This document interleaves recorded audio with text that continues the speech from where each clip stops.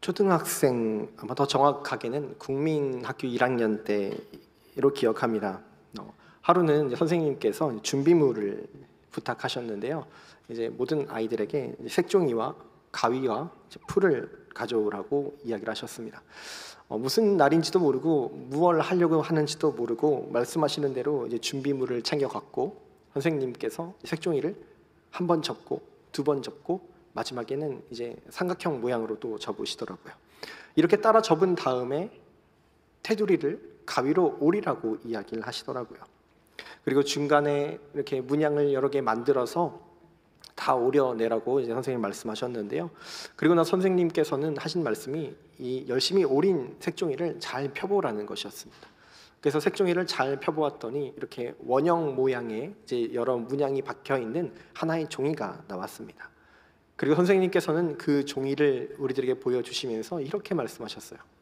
이게 너희가 만든 카네이션이라는 거야 라고 이야기를 하셨습니다. 이 기억이 저에게 가장 처음 떠오르는 어버이날을 맞이한 기억입니다. 그 카네이션을 부모님께 달아드리는 것이 이제 숙제였던 것 같은데요. 사실 국민학교 1학년이 만든 그 카네이션이 얼마나 예뻤을까요? 그리고 그 어린아이가 그 카네이션을 만들면서 얼마나 거기에 감사의 마음을 담을 수 있었을까요?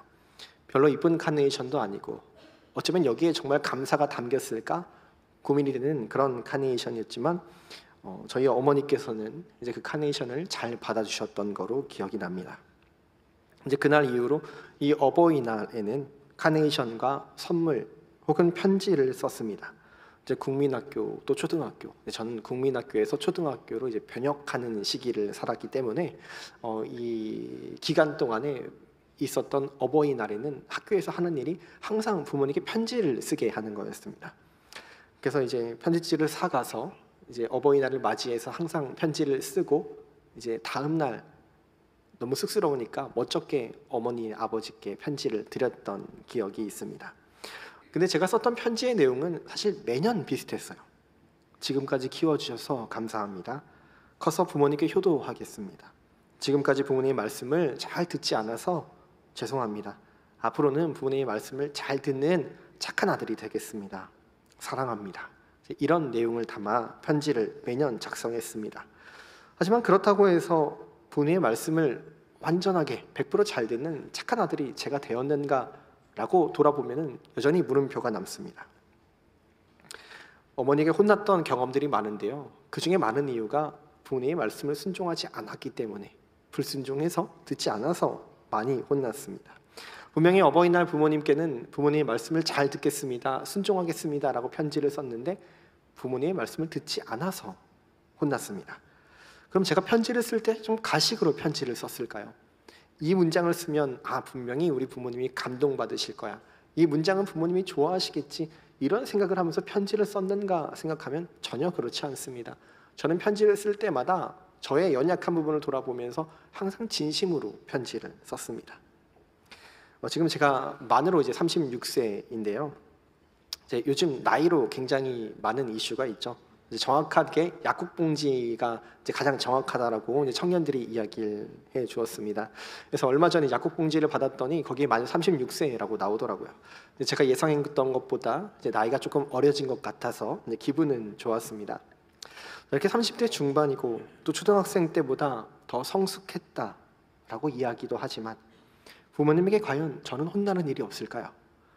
제가 결혼을 했지만 만약에 제가 큰 잘못을 하는 일이 있다면 부모님은 저에게 전화를 하셔서 어김없이 저에게 꾸지람을 하실 것입니다. 생각해보면 어린 자녀들이 혼날 짓을 한다고 했을 때 그 누구도 혼나고 싶어서 혼날 일을 하는 자녀는 없을 겁니다. 아마도 자신의 감정과 마음을 잘 다스리지 못한다거나 아니면 자신의 충동적인 이 마음을, 이를 절제하지 못하기 때문에 그런 것이겠죠. 그럼 반대로 부모님들께서 아이들을 혼내시면서까지 훈육을 하시는데요. 그럼 왜 아이들을 훈육하시는 걸까요? 이 자리에 계신 또 많은 성도님들 중에 부모님이 되시는 분들이 계실 텐데요. 아마 제가 저희 부모님에게 드렸던 것처럼 이런 편지들을 다 받아보셨을 겁니다. 여태까지 부모님 말씀을 잘 듣지 않아서 너무 죄송합니다. 앞으로는 부모님 말씀을 잘 듣는 그런 자녀가 되겠습니다. 사랑합니다. 이런 고백이 담긴 편지들을 받아보셨으리라 생각을 하는데요. 그러면 성도님들께서는 그 편지에 우리 자녀의 고백을 너무나 신뢰해서 그렇지, 나의 자녀가, 나의 아들이, 나의 딸이 나에게 이런 고백을 하지, 이 고백은 틀림없이 이 아이가 잘 지킬 거야 라는 기대가 있기 때문에 그 기대에 못 미친 아이의 모습을 보면서 훈육하시는 걸까요? 아마도 그러진 않으실 겁니다. 아마도 부모님이 자녀를 훈육하는 데에는 자녀들의 고백을 신뢰해서가 아니라 이 어린 자녀들이 바른 길을 걸어갔으면 하는 마음에 훈육하시는 거겠죠. 자녀들을 너무나 사랑하시기 때문에요. 세상 그 어느 부모도 자녀를 일부러 고통스럽게 하기 위해서 훈육하는 부모는 없을 겁니다. 자녀를 진심으로 사랑한다면 말입니다. 그리고 부모에게는 자녀를 훈육하는 이 바른 길로 인도하는 권위가 있습니다. 구약 성경에 있는 신명기를 보게 되면 모세가 이스라엘 백성들에게 이렇게 이야기를 해요. 자기 자녀들에게 하나님을 경외하는 것과 하나님의 명령과 규례와 법도를 가르치라 라고 명령하고 있습니다. 이건 모세가 이스라엘 백성들에게 이야기하는 거지만 더 깊이 들어가 보면 하나님께서 모세를 통해 이스라엘에게 이야기하시는 거죠. 하나님의 법도와 규례를 가르치라 라고 말입니다. 여러분, 하나님의 백성에게 올바른 길은 하나님을 따라가는 것이고 하나님께 순종하는 것, 이게 올바른 길입니다. 하나님께서 부모들에게 이런 권위를 주셨다라는 겁니다. 자녀들을 올바로 인도하는 거니 올바로 인도하기 위해서 훈육하는 이런 권위를 주셨다라는 거예요. 그리고 하나님께서 자녀들에게도 분명히 말씀하셨습니다. 출애굽기 20장 12절 말씀입니다. 내 부모를 공경하라. 그리하면 내 하나님 여호와가 내게 준 땅에서 내 생명이 길리라. 아멘. 내 부모를 공경하라 인데요, 이걸 다르게 말하면 권위를 인정하라 라는 겁니다. 존중하라 라는 겁니다. 부모님을 절대 가벼이 여기지 말라는 것을 하나님께서 자녀들에게 말씀하셨습니다. 자녀를 훈육하는 거니 자녀들이 부모님에게 인정해야 하는 이 권위는 무엇일까요? 어버이 주일인 오늘 또 부모님들이 되시는 성도님들, 또 자녀가 되시는 성도님들이 이 자리에 다 계실 텐데요, 우리가 모두가 함께 이 시간 이 부모와 자녀 사이에 우리가 인정해야 되는 이 권위는 과연 무엇인가, 이거를 같이 좀 생각해보고 묵상해보고자 합니다. 오늘 본문을 보게 되면 우리가 잘 아는 사건이죠. 여기에는 이렇게까지 자녀를 교육시키고 훈육해도 되는가 싶은 아버지가 등장을 하고요, 이렇게까지 순종해도 정말 옳은가 싶은 아들의 모습이 등장합니다. 바로 아브라함과 이삭입니다. 아브라함은 분명 하나님의 권위를 인정한 사람입니다. 하나님께서 늘 그러신 것처럼 아브라함을 찾아오셨어요. 그리고 말씀하셨습니다. 오늘 본문이 기록된 창세기 22장 1절부터 2절 말씀입니다. 그 일 후에 하나님이 아브라함을 시험하시려고 그를 부르시되 아브라함아 하시니 그가 이르되 내가 여기 있나이다. 여호와께서 이르시되 내 아들 내 사랑하는 독자 이삭을 데리고 모리아 땅으로 가서 내가 내게 일러준 한 산 거기서 그를 번제로 드리라. 하나님께서 이번에 아브라함을 찾아가신 분명한 이유가 있으셨어요. 바로 아브라함을 시험하시기 위해서 하나님이 그를 찾아가셨고 그에게 하신 말씀이 하나뿐인 아들 이삭을 제물로 바치라는 것이었습니다. 만약 오늘날 아브라함이 이 하나님의 말씀에 순종한 모습을 보여준다면 아마 뉴스에 나오지 않을까 싶어요. 이렇게 잔혹한 부모가 세상에 어디 있는가, 이렇게 인격적이지 않은 부모가 어디에 있는가 하면서 말입니다.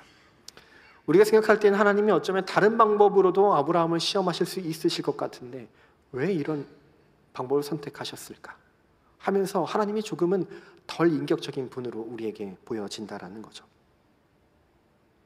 만약 하나님께서 이렇게 아브라함을 시험하셨다면 비교적 전자보다 조금 더 인격적인 분으로 보일 겁니다. 하나님께서 아브라함에게 오셔서 이렇게 이야기하시는 거죠. 아브라함아, 너의 아들 이삭을 이제부터 내가 정말 힘들게 할 거야. 내가 그를 정말 고통스럽게 할 건데 너는 그의 고통을 쳐다도 보지 말고 너는 오직 나만 신뢰해라. 너는 오직 나만 믿어라. 나만 의지해라. 이렇게 하나님께서 아브라함에게 이야기하셨다면, 이렇게 시험을 이야기하셨다면 우리가 생각할 때 하나님은 그래도 이 전자, 아들을 바치라는 것보다는 좀 더 인격적인 분으로 우리에게 다가옵니다. 물론 이렇다 하더라도 하나님이 내건 이 시험을, 이 내용을 우리는 선뜻 이해하기도 또 받아들이기도 어렵습니다. 하나님의 시험이 이해되지 않는데 여기서 더 이해할 수 없는 건 아버지 아브라함의 반응입니다. 우리가 잘 알고 있듯이 아브라함은 하나님의 말씀이 끝나고 하나님께 제물을, 이 예배를 드릴 모든 준비를 마친 다음에 아들과 함께 길을 떠났습니다. 아브라함이 그가 진짜 하나님께 자신의 아들을 바치려고 한 것이죠. 여러분, 이삭이 누구일까요? 이삭은 하나님의 약속이었습니다. 자신의 후사를 남길 수 없어서 아무런 소망이 없었던 그에게 하나님의 선물이자 하나님의 약속의 성취였습니다. 얼마나 소중했을까요? 하나님의 약속의 성취가 아닌 만약 이 아브라함과 사라에게 아무런 어려움 없이 얻은 아들이라 하더라도 하나님께서 너의 아들을 나에게 바치라 라고 이야기할 때 또 아브라함의 결정과 그 반응은 도저히 이해가 안 됩니다. 아니, 이해할 수 없죠. 아브라함이 하나님께 하는 척만 보이려고 하나의 멋진 쇼를 하려는 것은 절대 아니었습니다. 진짜 하나님의 말씀에 순종해서 그가 길을 떠났고 하나님께 자신의 아들을 바치려 했다라는 겁니다. 만약에 아브라함이 이 길을 떠나는 것이 하나의 쇼를 위해서 하나님께 이렇게만 하면 되겠지라고 하는 마음을 가지고 하나의 쇼를 위해 길을 갔다면, 그리고 준비를 했다면 나중에 하나님께서 천사를 통해 아브라함을 막으실 때 아브라함이 보여준 반응이 달랐을 겁니다. 아마도 이렇게 반응했을 것 같아요. 하나님이 이제 되셨으니까 제가 당신을 경외하는 것을 드디어 아셨나요? 그동안 저를 믿지 못하고 그렇게 의심하셨습니까? 이런 반응이 아브라함에게 나오는 게 정상일 텐데 그러지 않습니다. 아브라함이 아들 이삭을 데리고 모리아 산으로 길을 떠날 수 있었던 이유가 있다면 그가 하나님을 사랑하고 신뢰했다라는 것도 있지만 오늘 우리가 묵상하고자 하는 하나님의 권위를 그가 인정했다라는 데 있습니다. 그러면 아브라함이 하나님의 권위를 인정할 수 있었던 이유는 과연 무엇일까요? 간단하게 말씀드리면 변치 않으시는 하나님을 그가 만났기 때문에, 신실하신 하나님을 그가 알았고 믿었기 때문입니다. 아브라함이 갈대아 우르라는 땅에 제일 처음 살고 있었습니다. 그리고 그때 하나님께서 그를 찾아가 주셨어요. 그리고 하나님께서 아브라함에게 이야기하시는 거죠. 내가 너에게 알려줄 땅으로 너는 가거라 라고요.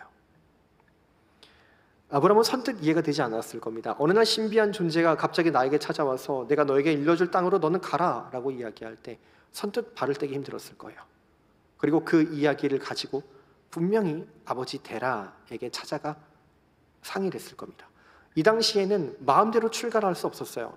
마음대로 독립할 수 없었습니다.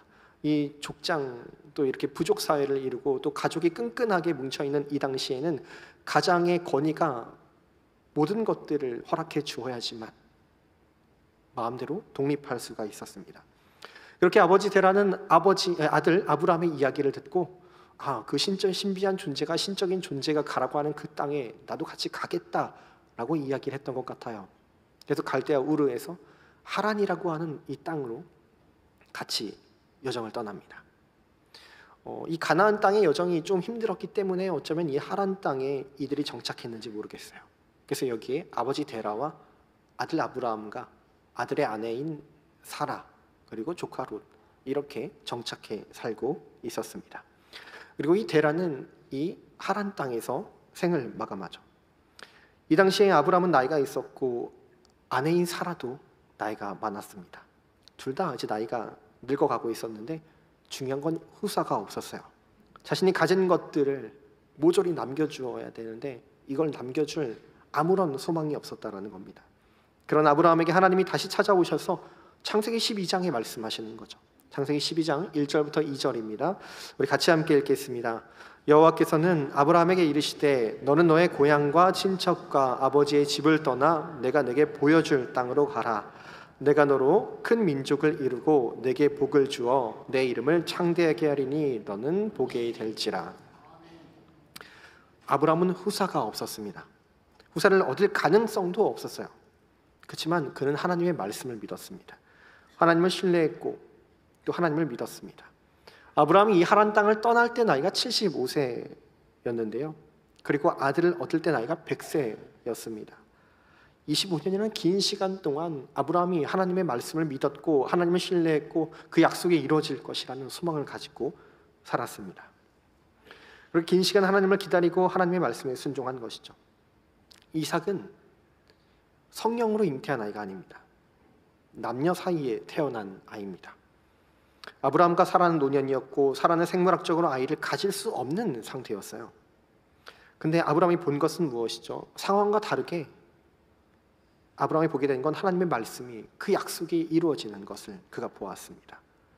계절은 변하고 사람들도 다 변하고 아브라함이 긴 시간 살아오면서 세상도 변하고 있는 걸 보는데 변하지 않는 유일한 단 하나, 그가 목격한 것은 하나님 한 분이었습니다.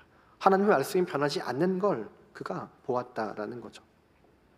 그렇기에 아브라함은 하나님을 믿었고 하나님을 신뢰했고 하나님의 권위를 인정할 수밖에 없었습니다. 그런 하나님을 알았기에 아브라함은 하나님을 속일 계획도, 하나님을 거부할 생각도 하지 않고 자기 아들을 기꺼이 제물로 바치려고 하는 것이죠. 그래도 여전히 우리들은 하나님과 아브라함이 쉽게 이해되지 않습니다. 자, 그럼 이번에 우리의 시선을 조금 옮겨서 아들 이삭을 생각해 보기 원하는데요. 이삭의 반응도 우리는 좀 이해할 수 없어요. 이 정도로 아버지에게 순종한다고 이게 정상일까라는 생각이 듭니다. 창세기 22장 9절부터 10절 말씀입니다. 하나님이 그에게 일러주신 곳에 이른지라 이에 아브라함이 그곳에 제단을 쌓고 나무를 버려놓고 그의 아들 이삭을 결박하여 제단 나무 위에 놓고 손을 내밀어 칼을 잡고 그 아들을 잡으려 하니 아브라함이 아들인 이삭을 묶어서 이 나무단 위에 얹어 놓았습니다. 여러 학자가 이 당시에 이삭의 나이가 20대 혹은 30대라고 이야기를 합니다. 여러분, 20, 30대의 건장한 청년이 100세가 훌쩍 넘는 노인을 체력으로, 힘으로 제압할 수 없을까요? 충분히 힘으로도 체력으로도 100세가 넘는 이 아버지 아브라함을 이삭은 제압할 수 있었습니다. 하지만 이삭이 그러지 않았어요. 아버지를 이기지 않았습니다. 힘 있는 아들이 아버지를 존중해서 이기지 않았을 수도 있지만 지금 자신이 제물이 되어야 돼요. 죽어야 되는 상황입니다. 이삭이 자신을 제물로 바치려는 아버지를 제압하고 도망치기보다는 그 아버지에게 순종했습니다. 그 이유는 아버지 아브라함과 동일해요. 이삭은 아버지와 하나님의 권위를 인정했던 자였기 때문에 그렇습니다. 이삭은 아버지로부터 분명히 많은 사랑을 받고 자랐을 거예요. 아브라함이 노년에 얻은 귀한 아들이니까요. 부모가 자녀를 사랑한다면 가장 중요한 것, 가장 필요한 것을 알려주고 남겨주고 싶어 하길 원합니다. 그렇게 아브라함이 아들 이삭에게 인생에서 가장 필요한 분, 가장 중요한 하나님을 알려주길 원했고 또 그 하나님을 알려주었을 겁니다. 이삭이 어떻게 태어났는지를 이야기해 주면서 자신이 갈대아 우르에서 지금까지 어떻게 여정을 걸어왔고 그 여정 속에 하나님의 인도하심이 무엇이었는지를 아들 이삭에게 빠짐없이 알려주었을 겁니다. 이삭은 그런 아버지의 모습을, 하나님을 사랑하면서 두려워하는 그 아버지의 모습을 보면서 내가 사랑받고 있다는 것도 알았을 것이고 아버지와 하나님에 대한 권위를 그가 인정하고 자신의 인생에 그 권위를 함께 세워갔을 겁니다. 그리고 브엘세바에서 모리아산까지 오는 이 여정이 총 사흘 길인데요. 이 여정 속에 아들 이삭이 질문을 하나 합니다. 아버지, 불과 장작은 예배 드릴 때 모든 준비는 다 마쳐 있는데 번제물은 바칠 양은 어디에 있습니까? 이 질문에 했던 아버지 아브라함의 대답은 이랬어요. 하나님이 준비하실 것이다. 아마도 하나님에 대한 권위와 아버지에 대한 권위를 세웠던 이삭이라면 이 아버지에 대한 대답이, 자신의 질문에 대한 대답이 이걸 그냥 가볍게 여기지 않았을 거예요. 분명히 이삭은 그 대답을 신뢰했을 겁니다. 그렇게 이삭은 아버지의 손에 의해 몸이 결박되었고 제단 위에 오르게 된 것이죠. 사람들이 간혹 충격적인 일을 겪으면 큰 트라우마가 남기 마련입니다. 인생에서 겪을 수 없는 일들을 경험하게 되면 우리의 정신에, 우리의 마음에 흉터가, 흔적이 남는 거죠. 어쩌면 너무나 사랑하는 아버지가, 나를 사랑한다라고 고백했던 아버지가 나를 죽이려 한다는 것과 내가 권위를 인정하는 하나님이 너는 죽어야 돼, 나를 죽이라고 말씀하셨다라는 것이 이삭에게는 큰 트라우마로 남아도 결코 이상하지 않아요. 어쩌면 트라우마가 생기는 게 정상이지 않을까 싶습니다. 하지만 훗날 이삭의 모습을 보면 하나님에 대한, 이 아버지에 대한 트라우마가 아니라 그가 하나님을 더욱 신뢰하고 있구나라는 것을 우리들로 하여금 알게 합니다. 그가 하나님의 권위를 변함없이 인정하고 있구나라는 모습을 우리들에게 보여준다라는 겁니다. 이삭이 훗날 자신의 자녀들, 이 에서와 야곱을 축복할 때가 있습니다. 그 축복하는 걸 보게 되면 그가 하나님 앞에서 진심을 가지고 아들들을 축복합니다. 하나님을 어떤 축복의 대상으로, 어떤 축복의 도구로, 어떠한 자신이 원하는 데 유리하게 쓰는 그런 도구로 여기는 것이 아니라는 것을, 그가 여전히 하나님에 대한 권위를, 하나님을 신뢰하고 있다는 것을 우리들에게 보여준다는 거죠. 하나님의 권위를 우리들이 인정하는가, 하나님을 경외하는가, 바로 이것이 오늘 본문 사건의 결론이자 이유입니다. 창세기 22장 12절 말씀 우리 함께 읽겠습니다. 사자가 이르시되 그 아이에게 내 손을 대지 말라, 그에게 아무 일도 하지 말라. 내가 내 아들 내 독자까지도 내게 아끼지 아니하였으니 내가 이제야 내가 하나님을 경외하는 줄을 아노라. 아멘. 오늘 사건은 단순하게 아브라함의 순종만을 이야기하지 않습니다. 만약 이 사건을 통해서 하나님이 말씀하시는 것이 순종에만 그쳤다면 우리들이 하나님을 믿는 것에 큰 두려움이 생기지 않을까 싶어요. 이제 나는 그럼 하나님께 무엇을 바쳐야만 할 것인가 하면서 말입니다.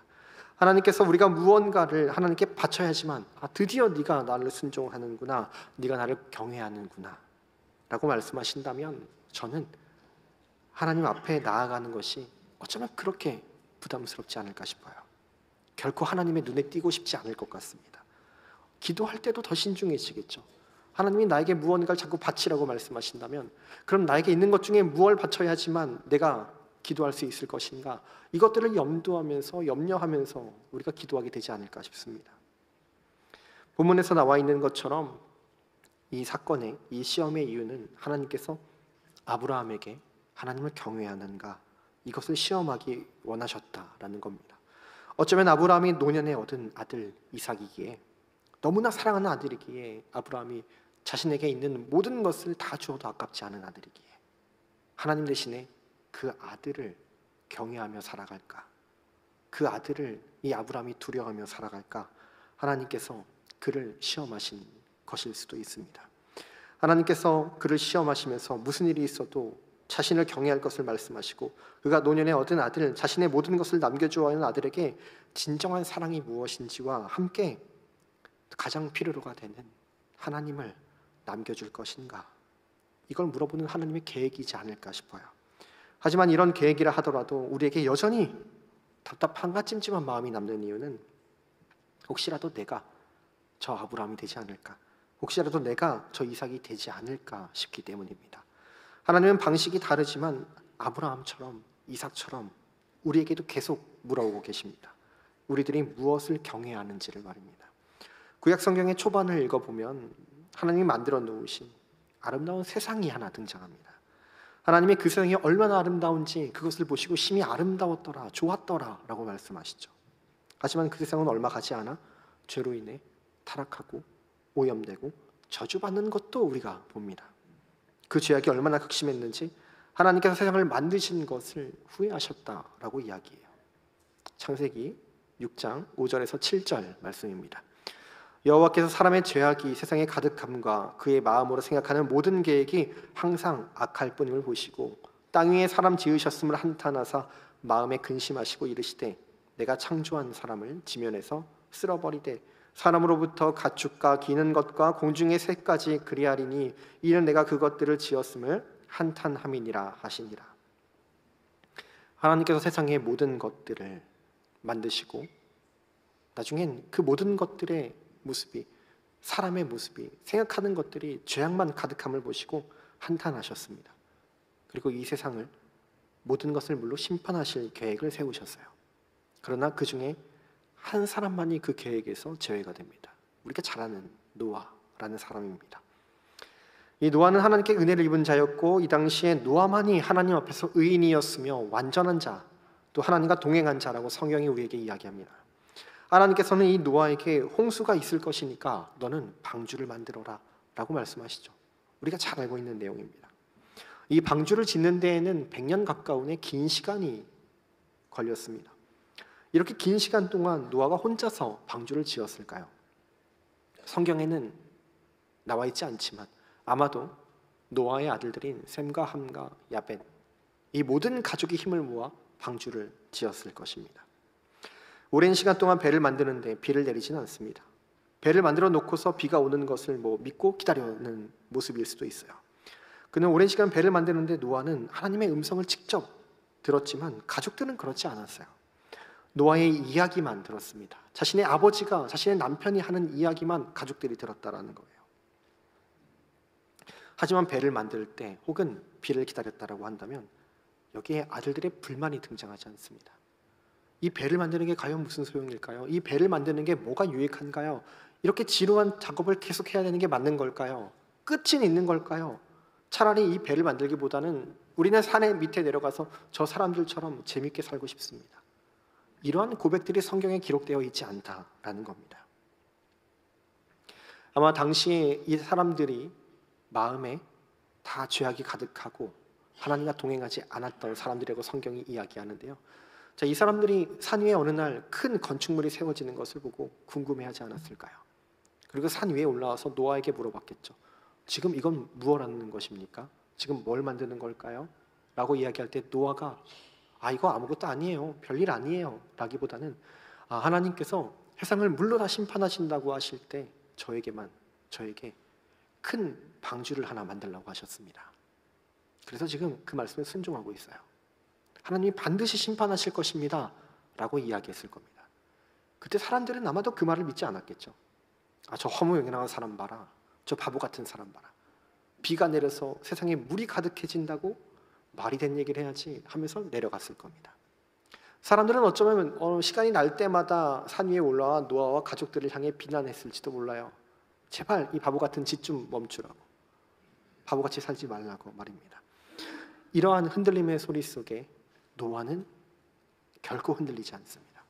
노아는 긴 시간 동안 하나님이 반드시 심판하실 것이다, 하나님이 나에게 만들라고 이 방주를 그래서 꼭 만들어야 된다, 노아는 의심 없이 자신의 길을 묵묵히 걸어갔을 거예요. 이렇게 흔들림 없이 걸어가는 노아의 모습을 아내가 보았고 아들들이 보았습니다. 노아도 하나님을 경외했던 사람인 거죠. 그들이 그 아버지의 모습을 보면서 함께 권위를 인정한 겁니다. 하나님께서는 이렇게 우리에게 하나님을 경외하는가를 물어보고 계십니다. 때로는 우리들을 흔들리게 하는 무수히 많은 것들이 있는 이 세상 속에서 우리가 누구를 혹은 무엇을 경외하는가, 이렇게 물어보고 계신다라는 겁니다. 이 경외라는 단어는 히브리어로 야레라고 읽는데요.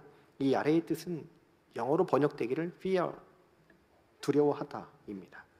하나님을 경외한다는 것은 다른 표현으로 하나님을 두려워한다라는 것이겠죠. 아브라함과 이삭의 순종에 공통점이 있다면 둘 다 하나님의 권위를 인정했기에, 하나님을 경외했기에 순종할 수 있었습니다. 그렇다면 하나님께서 우리들이 하나님을 두려워만 하며 하나님을 섬기기를 원하시는 것일까요? 하나님께서 우리들에게 단지 두려움만을 원하셨다면 정말 쉬운 방법이 있습니다. 예수 그리스도를 보내는 것이 아니라 정말 쉬운 방법이 있어요. 아주 오래전에 출애굽한 이스라엘 백성들에게 임재하셨던 모습처럼 오늘날에도 동일하게 그 임재를 나타내시고 말씀하신다면, 출애굽한 이스라엘 백성들에게 하나님이 임재하신 모습은 시내산 위에 우레와 번개와 나팔 소리와 불과 연기의 모습으로 나타나셨습니다. 그리고 한마디를 할 때마다 천둥이 치고 번개가 번쩍하며 나팔 소리가 울리는 거예요. 이스라엘 백성들은 그런 하나님의 모습을 보면서 두려워 떨었습니다. 그러니까 모세에게 이야기하죠. 하나님이 아니라 당신이 우리에게 말하소서, 우리가 죽을까 합니다.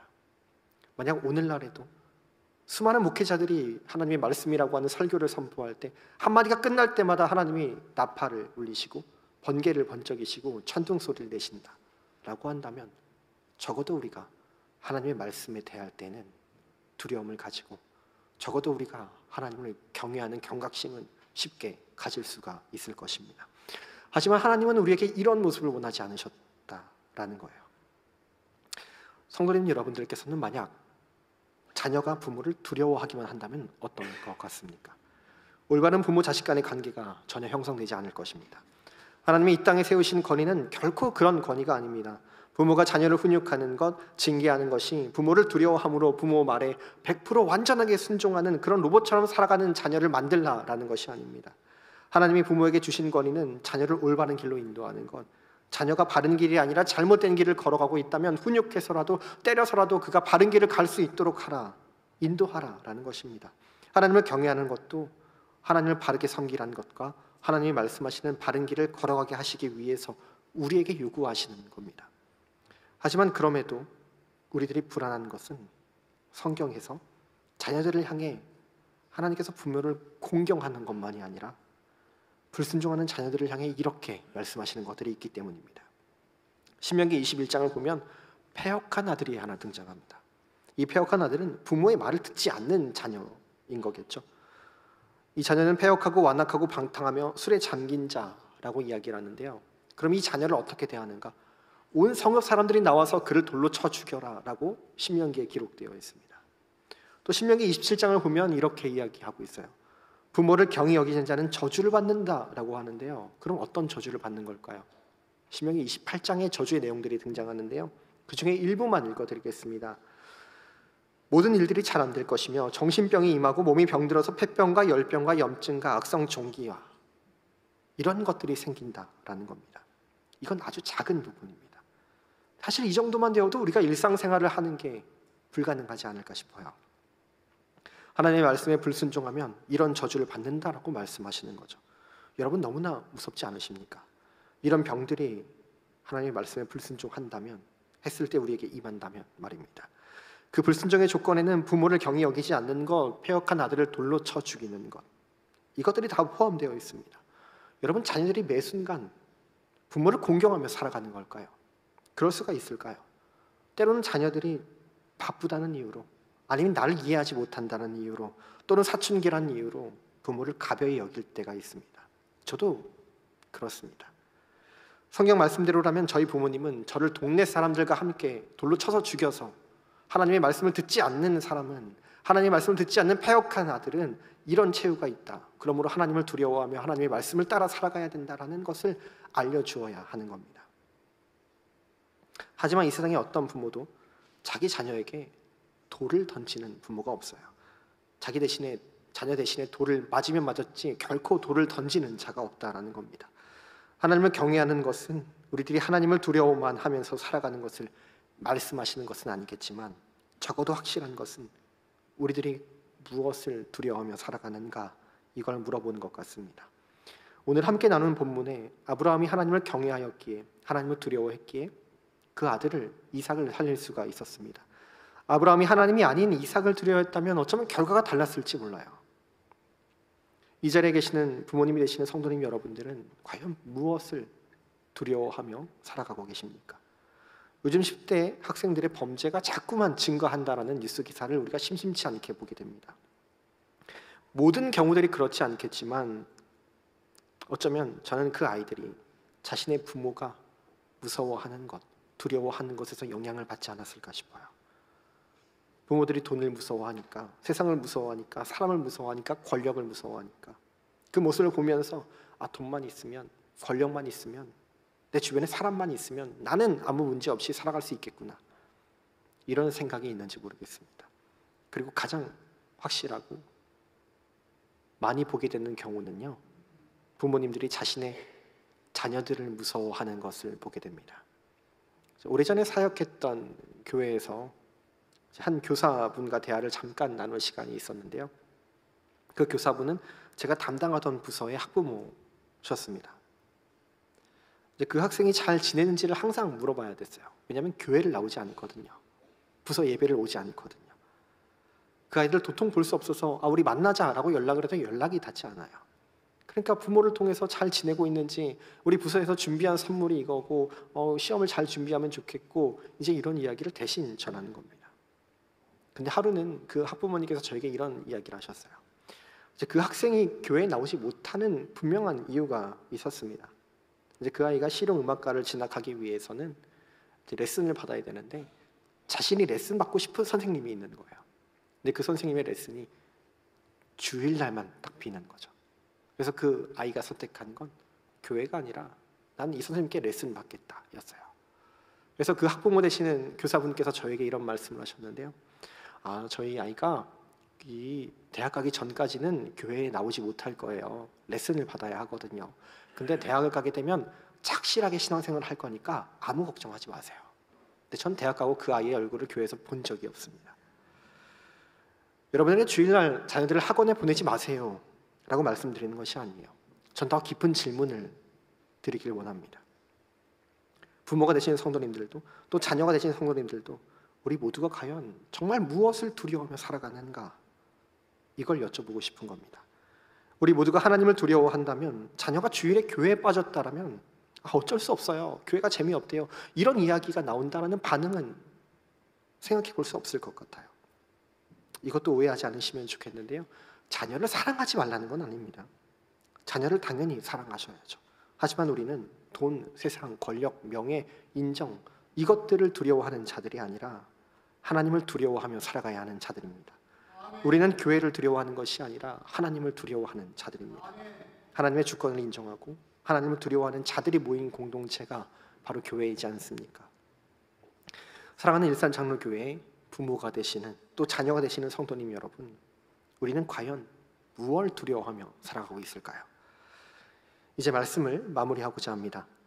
아브라함이 이삭을 바치려고 하던 사건, 하나님은 왜 이런 시험을 아브라함에게 허락하셨나?